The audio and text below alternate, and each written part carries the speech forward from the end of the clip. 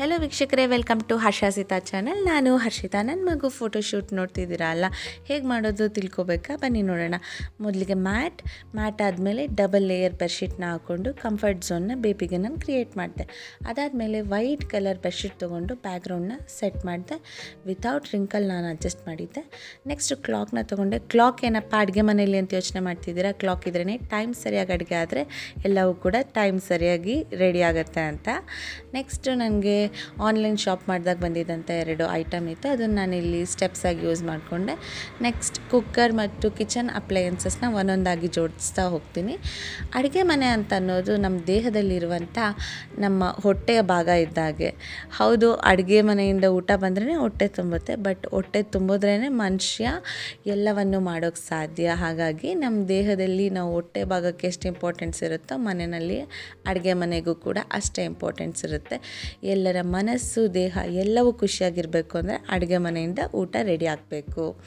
ಹಾಗೆ ನನ್ನ ಮಗುಗೂ ಕೂಡ 5 ಮಂತ್ಸಲ್ಲಿ ಯಾಕೆ ತೊಗೊಂಡೆ ಅಂದರೆ 5 ಮಂತ್ಸ್ ಕಂಪ್ಲೀಟ್ ಆದಮೇಲೆ 6 ಮಂತ್ಸ್ಗೆ ಮಗುವಿಗೆ ನಾವು ಎಕ್ಸ್ಟ್ರಾ ಫುಡ್ ಸೇರ್ಸೋಕೆ ಹೋಗ್ತೀವಿ. ಎಕ್ಸ್ಟ್ರಾ ಫುಡ್ ಹೊರಗಡೆದು ಸೆರ್ಲ್ಯಾಕು, ರಾಗಿ ಸರಿ, ಈ ಥರ ಒಂದೊಂದೇ ಸ್ಟಾರ್ಟಪ್ ಮಾಡೋದ್ರಿಂದ ನಾನು ಈ ಮಂತ್ಗೆ 5 ಮಂತ್ಸಲ್ಲೇ ನಾನು ಸ್ಟಾರ್ಟ್ ಮಾಡಬೇಕು, ಈ ಥೀಮಲ್ಲೇ ನಾನು ಮಾಡಬೇಕು ಅಂತ ಅಂದ್ಕೊಂಡು ಸ್ಟಾರ್ಟ್ ಮಾಡಿದೆ.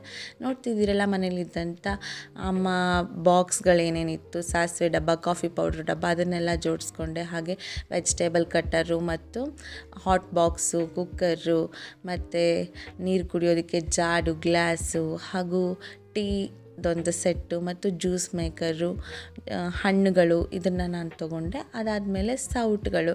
ಮನೆಯಲ್ಲಿ ಅಮ್ಮನ ಸೌಟಲ್ಲಿ ಒದೆ ತಿಂದೇ ಇರುವಂಥ ಮಕ್ಕಳೇ ಇಲ್ಲ.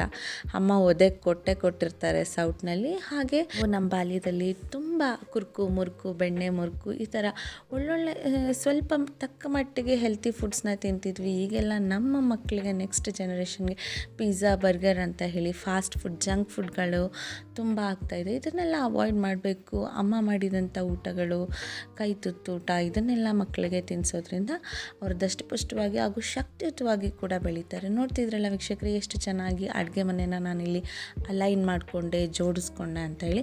ನಿಮ್ಮ ಮನೇಲಿ ಇದ್ದಂಥ ವಸ್ತುಗಳನ್ನ ನೀವು ಹೀಗೆ ಅಡ್ಜಸ್ಟ್ ಮಾಡಿಕೊಂಡು, ನೋಡಿಕೊಂಡು ಅಡ್ಜಸ್ಟ್ ಮಾಡಿಕೊಂಡು ಸೆಟ್ ಮಾಡಿಕೊಂಡ್ರೆ ಒಳ್ಳೆಯ ಒಂದು ಅಡುಗೆ ಮನೆ ಲುಕ್ನ ನೀವು ಕೂಡ ಕೊಡಬಹುದು. ನೋಡ್ತಿದ್ರಲ್ಲ ಎಷ್ಟು ಚೆನ್ನಾಗಿ ನಾನು ಇಲ್ಲಿ ಜೋಡಿಸ್ಕೊಂಡೆ. ನೀವು ಕೂಡ ಟ್ರೈ ಮಾಡಿ. ಹಾಗೆ ನಾನಿಲ್ಲಿ ನನ್ನ ಮಗುಗೆ ಅಂತ ಹೇಳಿ ಶೆಫ್ ಅಂತ ಹೇಳಿ ಒಂದು ಬ್ರೌನ್ ಶಾರ್ಟ್ಸ್ ಜೊತೆಗೆ ವೈಟ್ ಆ್ಯಂಡ್ ಬ್ರೌನ್ ಶೇಡಲ್ಲಿರುವಂಥ ಶರ್ಟ್ ತೊಗೊಂಡೆ. ನೆಕ್ಸ್ಟ್ ನಾನಿಲ್ಲಿ ಟೊಕ್ಯೋ ಮತ್ತು ಏರ್ ಪ್ರೋನ್ನ ಮಾಡ್ಕೊಳ್ಳೋದಕ್ಕೆ ಅಂತ ರೆಡಿ ಮಾಡ್ಕೋತಿದ್ದೀನಿ. ನೋಡಿ, ಪೇಪರಲ್ಲಿ ಮಾಡ್ಕೋತಿದ್ದೀನಿ.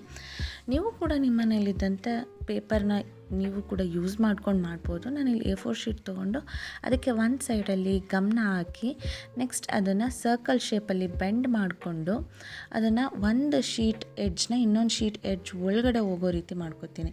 ಆಗ ಗಮ್ ಏನಿತ್ತು ಅದು ಅಂಟ್ಕೊಳ್ಳುತ್ತೆ, ಪೇಪರಲ್ಲಿ ಸ್ಟಿಕ್ ಆಗುತ್ತೆ ಅಂತ ಹೇಳಿ. ನೋಡ್ತಿದ್ರಲ್ಲ ವೀಕ್ಷಕರೇ, ಎಷ್ಟು ಚೆನ್ನಾಗಿ ನಾನಿಲ್ಲಿ ಅದನ್ನು ಅಡ್ಜಸ್ಟ್ ಮಾಡ್ಕೋತಿದ್ದೀನಿ ಅಂತೇಳಿ.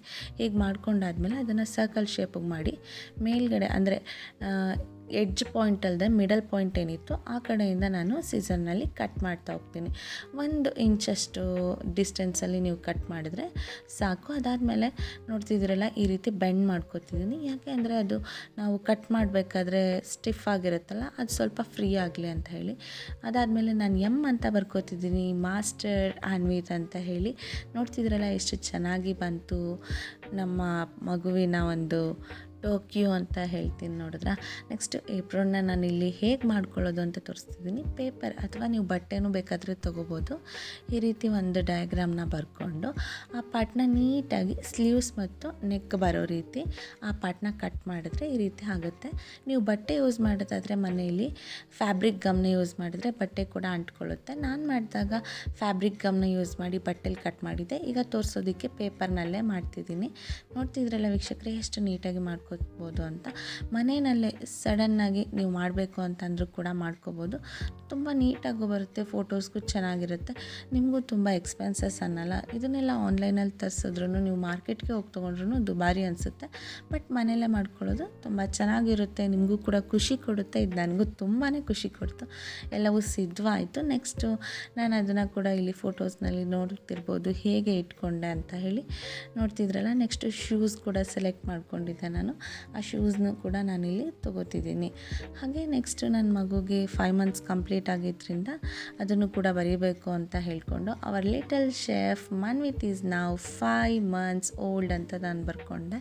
ಇದು ಬೋರ್ಡ್ ನಾವೆಲ್ಲ ಒಂದು ರೆಸ್ಟೋರೆಂಟ್ಗಳಿಗೆ ಹೋದರೆ ಬೇರೆ ಎಲ್ಲಾದರೂ ಹೋದರೆ ಬೋರ್ಡ್ ನೋಡ್ತೀವಿ.